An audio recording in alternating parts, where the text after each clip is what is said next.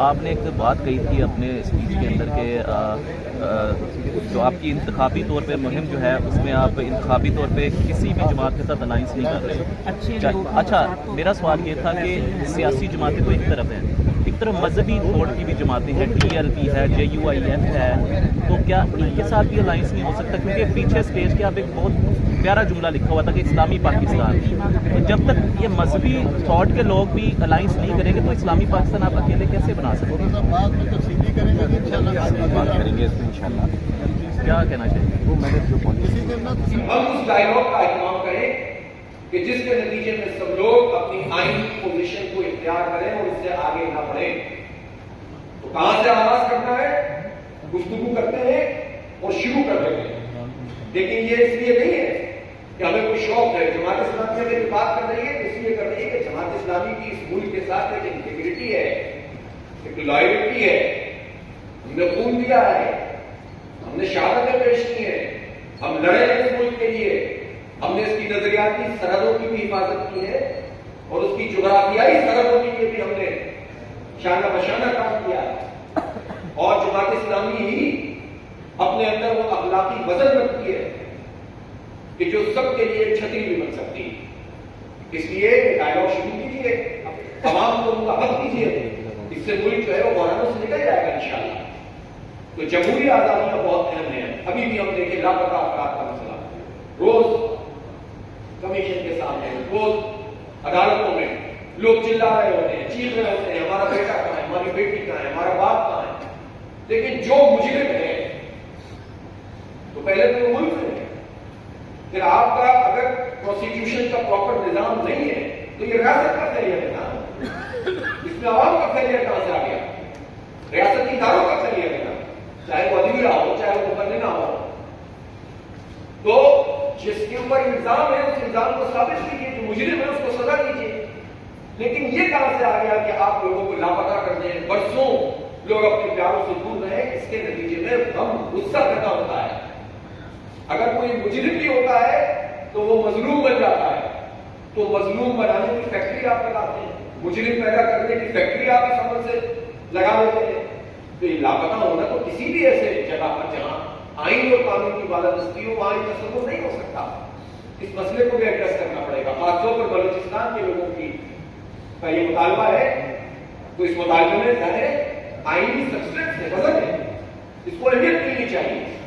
ہاں میں یہ ضرور کہتا ہوں کہ اس کا مطلب یہ نہیں ہوتا کہ اگر کوئی اس راستے کو اختیار کرے تو دوسری قوم کے بولنے والوں سے نفرت کرنے لگے, ان کو مارنا بھی جائز ہو جائے, ان کو قتل کرنا بھی جائز ہو جائے. اس راستے کو تو کبھی اختیار نہیں کیا جا سکتا. لیکن یہ رد عمل اور اس رد عمل کو ہوا دینے والے دنیا میں بہت لوگ موجود ہیں.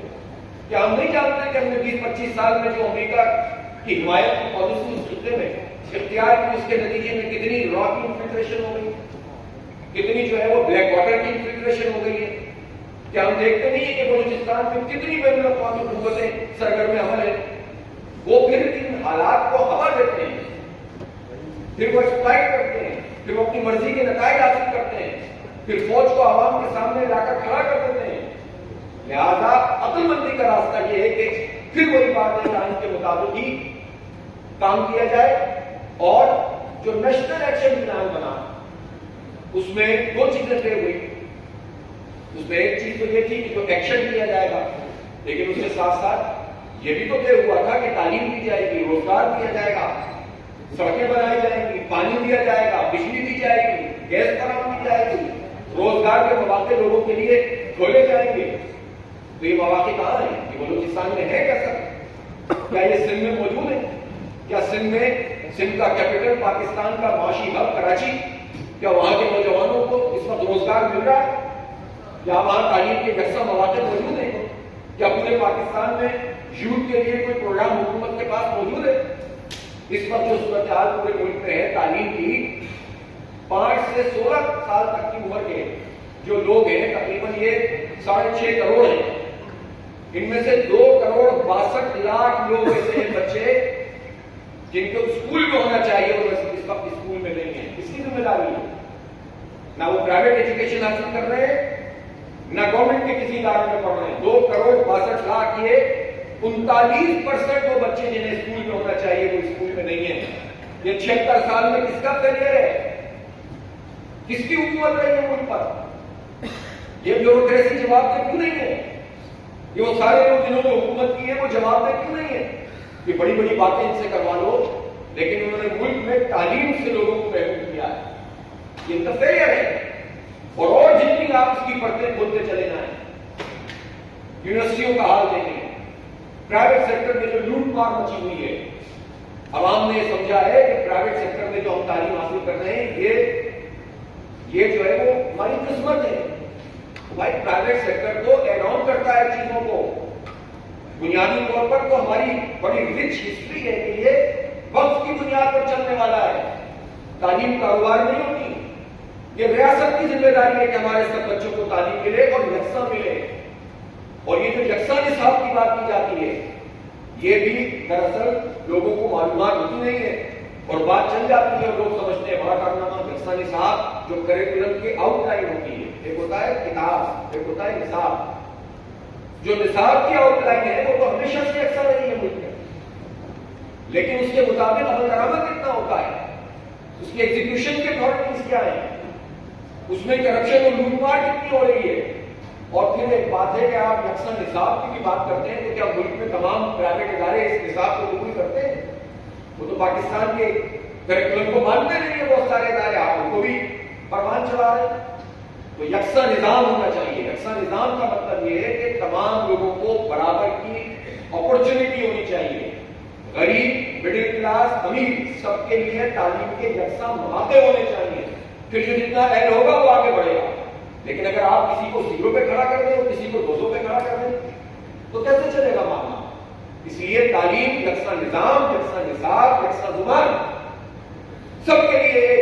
اور اس کے لیے ٹیچرز چاہیے، ان کی ٹریننگ چاہیے. ان کی جو بھرتیاں ہیں وہ سفارشوں پہ نہ ہو. پھر جب وہ ٹیچرز ہیں تو ان کی قابلیت کو بڑھانے کا میکینزم کیا ہے؟ یہ پورا تعلیم کا شعبہ جس طرح سے چلایا جا رہا ہے. اور پھر دنیا میں کہاں ہوتا ہے؟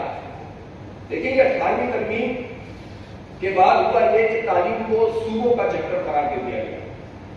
ایگزیکیوشن کے لیے تو صوبوں میں تعلیم ہونی چاہیے، لیکن جو تعلیم ہے در حقیقت وہ قومی مسئلہ ہوتا ہے. اس طرح دفاع قومی مسئلہ ہے اور کوئی یہ نہیں کہہ سکتا کہ پنجاب یا سندھ یا بلوچستان یا کسی اس کا الگ الگ دفاع کا نظام ہوگا.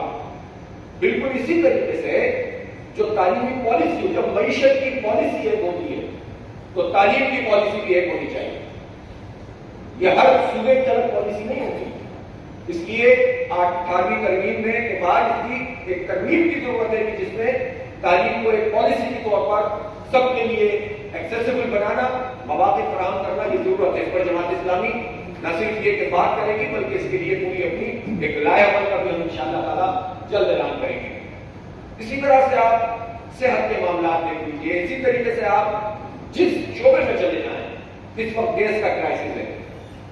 یہ گیس کا کرائسس کیوں ہے؟ سب سے پہلے تو میں یہ کہنا چاہتا ہوں کہ پاک ایران گیس پائپ لائن پر کام لازمی ہونا چاہیے.